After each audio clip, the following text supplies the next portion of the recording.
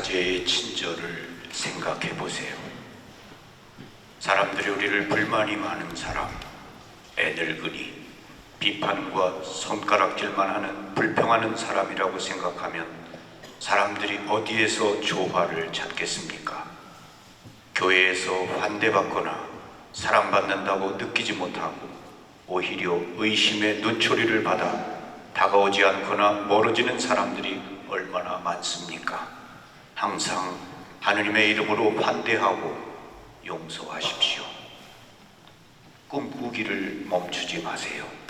주님의 말씀에 따라 여러분 안에 사랑을 심고 신뢰 속에서 대화의 길을 걸으며 미소와 함께 선행과 친절을 실천할 것을 권고합니다. 부탁드립니다. 미소를 잃지 말고 앞으로 나가세요. 그리고 희망을 건설하는 이들이 되십시오. 하나님의 말씀을 듣고 그 말씀을 살아내는 것, 이 두 가지는 복음 안에서 뗄래야 뗄 수 없이 얽혀 있습니다. 듣기만 하고 실천하지 않으면 헛된 노력이 되고 스스로를 속이게 됩니다. 듣기만 하고 말씀의 씨앗이 마음속에 자리 잡지 못하면 생각과 감정, 행동이 변하지 않게 됩니다.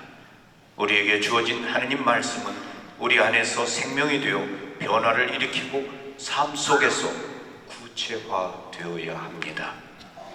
인간의 말들은 혼란스럽고 헛되지만 형제, 자매 여러분, 하느님의 말씀만이 우리 여정을 위한 참되고도 유일한 나침반입니다. 하느님의 말씀만이 상처와 혼란 속에서 삶의 진정한 의미로 우리를 인도할 수 있습니다. 우리의 신앙생활은 겸손하게 예수님을 우리 삶의 배에 맞아들이고 그분의 말씀을 듣고 그 말씀에 의해 스스로를 돌아보고 도전받으며 변화되는 데서 시작됩니다. 우리의 마음을 건드리는 말씀이 추상적으로 남아서는 안 됩니다. 하나님의 말씀은 우리의 관점을 바꾸고 우리의 마음이 그리스도의 마음으로 변모되어야 한다고 요구합니다. 하나님의 말씀은 용감하게 복음의 그물을 세상이라는 바다에 던지라고 우리를 초대합니다. 주님께서는 당신 말씀에 불타는 힘으로 우리에게도 바다로 나가라고 요구하십니다. 나쁜 습관, 두려움, 안일함의 해안에서 벗어나 새로운 삶을 살아나는 도전을 제시합니다. 악마는 안일함을 좋아합니다. 악마는 안일함을 통해 우리에게 들어와 우리를 망가뜨립니다. 베드로가 밤새도록 애썼지만 고기를 한 마리도 잡지 못했음에도 불구하고 예수님을 따랐던 것처럼 우리도 더 정의로운 사회 건설을 위한 여정을 계속 걸어나가야 합니다. 실패는 우리를 사로잡을 수 있지만 그 실패의 포로가 되어서는 안 됩니다. 부탁드립니다. 실패의 포로로 남아있지 마십시오. 빈 그물만 쳐다보는 대신 예수님을 바라보고 그분을 신뢰해야 합니다. 빈 그물이 아니라 예수님을 바라보세요. 예수님을 보세요. 그분께서 여러분을 걷게 하시고 앞으로 나가게 하실 것입니다. 예수님을 신뢰하십시오. 우리는 실패의 밤과 낙심의 시간을 겪고 아무것도 얻지 못했을 때조차도 다시 용기를 내어 넓은 바다로 나아가 그물을 던질 수 있습니다. 각자 자신의 실패에 대해 생각해 보십시오. 이 실패들을 바라보며 우리는 하나님의 말씀에 힘입어 용감하게 다시 도전하며 앞으로 나아갈 수 있습니다. 우리가 사랑하는 프란치스코 교황님의 말씀입니다. 예수님을 바라보고 그분을 신뢰해야 합니다. 예수님을 바라보세요. 예수님을 보세요. 그분께서 여러분을 걷게 하시고 앞으로 나가게 하실 것입니다. 예수님을 신뢰하십시오. 공무원 같은 성직자가 되지 말고 친절한 사제가 되어야 합니다. 프란치스코 교황님, 친절하고 따뜻하고 너그럽고 자비로운 분이셨습니다. 우리 곁을 떠나 하느님의 나라로 가신 프란치스코 교황님께 감사드립니다.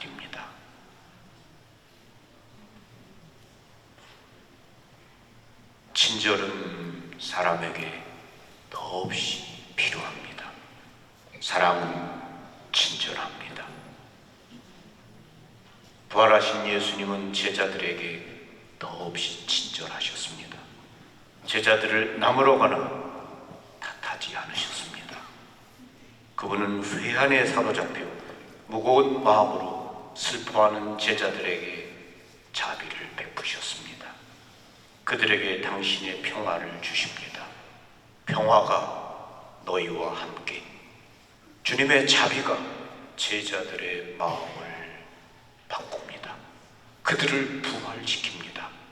예수님은 제자들에게 성령을 주시고 당신의 상처를 보여주시며 쓰러진 그들의 마음을 일으켜 세우십니다. 제자들은 문을 닫고 숨어 있었습니다. 그들은 두려움에 차 있었습니다. 그들도 붙잡혀 끌려가 매맞고 처형될까봐 무서웠습니다. 또한 그들은 회한이라는 덫에 걸려 있었습니다. 스승이 자신들을 가장 필요로 하는 순간 그들은 도망쳤습니다. 모른다고 부인까지 했습니다. 그러한 자신들이 싫었고 쓸모없다고 느꼈습니다. 신뢰를 잃었다고 느꼈습니다. 마음이 아팠고 무거웠습니다. 예수님께서 그들에게 나타나시어 평화가 너희와 함께 하고 말씀하시며 그들의 내면에 신뢰를 불어넣는 평화를 주십니다. 평화가 너희와 함께. 아버지께서 나를 보내신 것처럼 나도 너희를 보낸다. 그것은 마치 내가 너희를 믿으니까 내가 너희를 보내고 있다라고 말씀하시는 것 같습니다. 그들의 납덩이처럼 무거웠던 마음이 가벼워지고 평화로워집니다.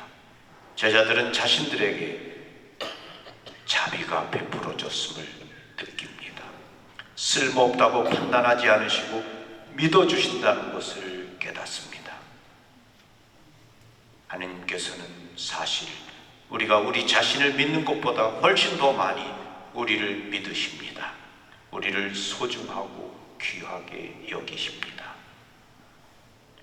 1990년대 초 동부 슬로바키아에 있는 어느 도시의 시장이 도시의 많은 매춘부들에게 매춘이 얼마나 건강에 위험한지에 대한 강연을 부탁하기 위해 의사 자격이 있는 사제를 보내달라고 주교에게 청했습니다.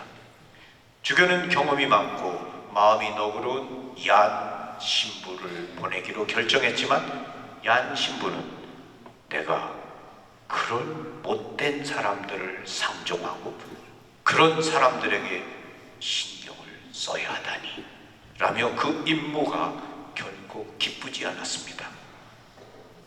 하지만 얀 신부는 주교의 명령에 따라 매춘부들에게 강연을 하기 위해 갔습니다.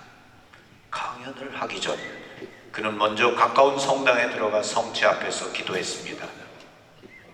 나의 주님, 정말로 제가 그런 사람들에게 설교를 해야 합니까? 그는 우울한 마음으로 기도하며 불평을 했습니다. 그런데 그때 놀랍게도 자신의 내면에서 들려오는 부드러운 음성을 들었습니다. 얀 요한, 왜 너는 이 못된 사람들이니 그런 사람들이라고 말하느냐? 내가 그들을 위해 고통을 겪었느냐? 아니지 않느냐? 내가 그들을 위해 고통을 참아냈고 그들을 위해 죽었다. 나는 그들 모두를 흰 백합으로 내 품에 끌어안는다.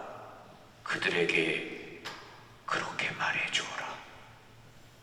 아주 이상적인 사제이며 의사였던 야는 그동안 한 번도 주님의 음성을 들은 적이 없었고 그런 일이 일어날 수 있다고 생각하지 않았습니다. 얀 신부는 자신에게 일어난 놀라운 일과 자비로운 주님의 사랑에 깊이 감동하여 눈물을 참을 수가 없었습니다. 잠깐 사이에 내적으로 완전히 변화된 그는 강연 내내 그 자리에 모인 사람들을 자비와 연민의 마음으로 바라보았습니다. 그리고 강연을 마무리하면서 자신이 그들에게 가졌던 생각과 주님이 그들을 위해 하신 말씀을 들려주었습니다. 주님께서 자신들에게 해주신 말씀을 들은 소녀와 여자들 사이에서 흐느낌이 일었고 모두가 자신들의 삶을 바꾸겠다고 약속했습니다. 요한 신부는 매춘부들을 그런 사람들이라고 하며 마음속으로 그들은 죄인이라고 판단하였습니다. 자신의 기준에서 볼 때 정결하지 못하고 순결하지 않은 사람들이라고 생각한 것입니다. 이것은 또한 우리들의 보편적인 모습이기도 합니다. 그러나 예수님은 왜 그런 사람들이라고 말하느냐라고 말씀하시며 나는 그들 모두를 순결한 백합으로 내 품에 끌어안는다라고 하셨습니다. 하느님은 이토록 자비로운 분이십니다. 그가 누구이든 잘하든 잘못하든지 판단하지 않으시고 당신에게 기쁨을 주는 자인지 아니면 당신의 마음을 아프게 하는 자인지 상관하지 않으시며 그냥 있는 그대로를 받아들여 주시고 용서하시고 소중하고 귀하게 여겨주시는 자비로우신 하느님이십니다. 오늘 예수님께서 우리에게도 말씀하십니다. 평화가 너희와 함께. 당신은 나에게 소중한 사람입니다. 당신은 쓸모없는 사람이 아닙니다. 평화가 너희와 함께. 아무도 당신을 대신할 수 없습니다. 당신을 대체할 수 있는 사람은 없습니다. 나는 당신을 신뢰합니다.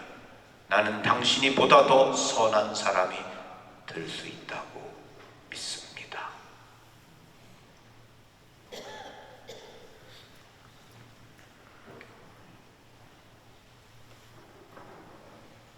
부활하신 예수님께서는 제자들에게 당신의 상처들을 보여주십니다. 당신의 상처를 지닌 채 그들에게 나타나셨습니다. 내 손과 발을 보아라. 만져보아라. 예수님의 상처는 우리를 치유하는 상처입니다. 예수님의 상처들 안에서 토마스처럼 우리는 하느님께서 우리를 끝까지 사랑하신다는 사실을 보고 만질 수 있습니다. 그분께서는 우리의 상처들을 당신 자신의 것으로 삼아오셨고 우리의 나약함을 당신 자신의 몸 안에 떠맡으셨습니다. 우리의 비참함 위로 자비를 부으시는 그분의 상처들은 하느님께서 우리가 그분의 사랑에 들어가도록 그리고 그분이 누구인지 정말로 만지도록 열어놓으신 통로입니다. 그분의 상처들을 흠숭하고 입맞추면서 우리는 그분의 사랑 안에서 우리의 모든 나약함이 받아들여진다는 것을 깨닫게 됩니다. 이것이 매번 미사 때마다 일어나는 일입니다. 성찬례 가운데서 예수님께서 당신의 상처나고 부활하신 몸을 우리에게 주십니다. 미사 안에서 우리는 그분을 만지고 그분은 우리의 망가진 삶을 품에 안으십니다. 성체 성사는 포옹입니다. 엄마가 쓰러진 아기를 품에 안으면 아기는 엄마 품 안에서 평안을 얻습니다. 포옹에서 일어나는 일, 끌어안으면서 일어나는 일은 설명할 수 없습니다. 연인과 사랑하는 이가 포옹할 때 그 포옹으로부터 어떤 위안, 힘, 그런 것을 얻게 됩니다. 미사 안에서 우리는 그분의 포옹을 받습니다. 그것이 곧 성체입니다. 그분의 품에 안기면서 우리는 토마스처럼 하느님을 발견합니다. 우리는 그분께서 우리와 얼마나 가까우신지 깨닫고 그래서 외칩니다. 저의 주님, 저의 하느님. 모든 것이 성찬례 안에서 자비를 받는 은총에서부터 나옵니다. 이것이 우리들 그리스도인 여정의 출발입니다. 그분의 사랑과 자비를 받은 우리가 세상으로 나갑니다. 제자들이 예수님의 자비를 받아 자비로운 사람으로 변화되어 세상에 자비를 행했던 것처럼 우리 또한 세상에 하나님의 사랑과 자비를 베풀 수 있습니다. 믿음의 실천이 없으면 그것은 죽습니다. 자비의 일이 믿음을 실천하는 행위입니다. 자비의 증인이 되는 은총을 오늘 주님께 간구합니다. 오로지 이 방법으로만 우리의 신앙이 살아있게 될 것입니다. 오로지 자비의 실천을 통해서만 우리는 하느님의 복음을 선포하게 될 것입니다. 그 하느님의 복음은 자비의 복음이기 때문입니다. 부활 후 첫 번째 주일을 하느님의 자비의 주일로 지내라. 우리는 내일 하느님의 자비의 주일을 지내게 됩니다. 우리는 자비의 실천을 통해서만 복음을 선포할 수 있습니다. 예수님은 말씀하셨습니다. 너희는 세 단계로 자비를 실천할 수 있다. 첫째, 너희의 말로써 너희는 자비를 베풀 수 있다. 둘째, 너희는 착한 사마리아 사람이 되어서 자비를 실천할 수 있다. 셋째, 너희는 기도를 통해 자비를 실천할 수 있다. 너희의 기도는 너희가 갈 수 없는 곳까지 간다. 프란치스코 교황님, 우리에게 자비를 일깨워 주셨고 자비의 복음을 실천하셨고 자비로운 모습을 행하셨습니다. 우리의 사랑하는 교황님이 오늘 우리가 교황님과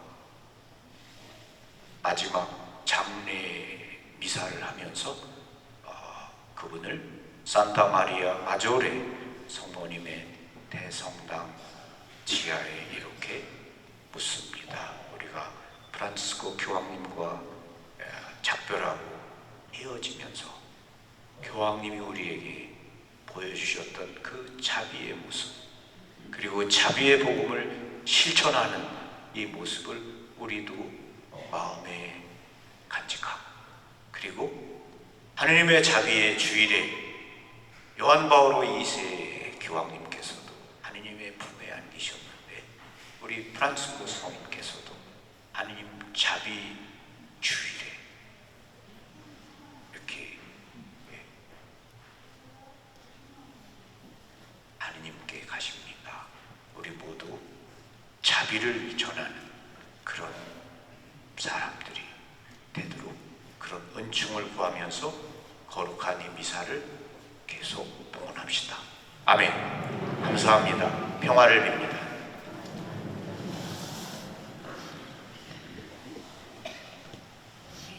거룩하시도다. 거룩하시도다. 거룩하시도다. 온 우리의 주 하느님, 하늘과 땅에 가득 찬 그 영광, 높은 데서 살아나 주님의 이름으로 오시는 분, 참기 받으소서. 높은 데서 살아나